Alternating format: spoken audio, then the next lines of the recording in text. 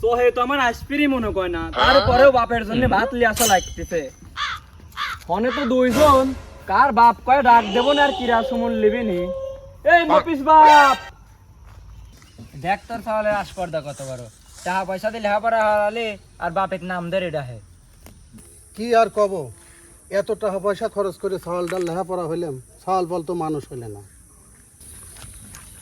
এ শালার চাওয়াল, এদিকে আয়। ললিতে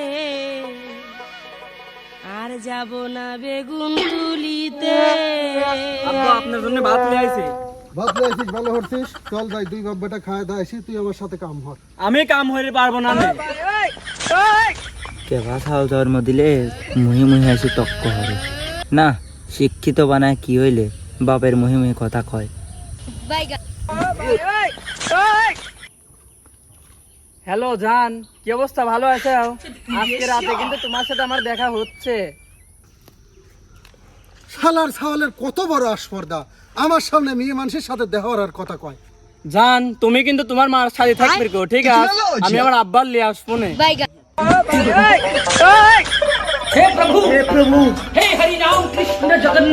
এমার রূপে ওঠ, চাওয়াল হলে আমার চাওয়ালের মতো লাগবি, নাহলে জন্মের সময় মরে যাওয়া লাগবে। আমি পারি না আর পারি না, আমি কেন মরি না, আজরাইল কি চিনে না।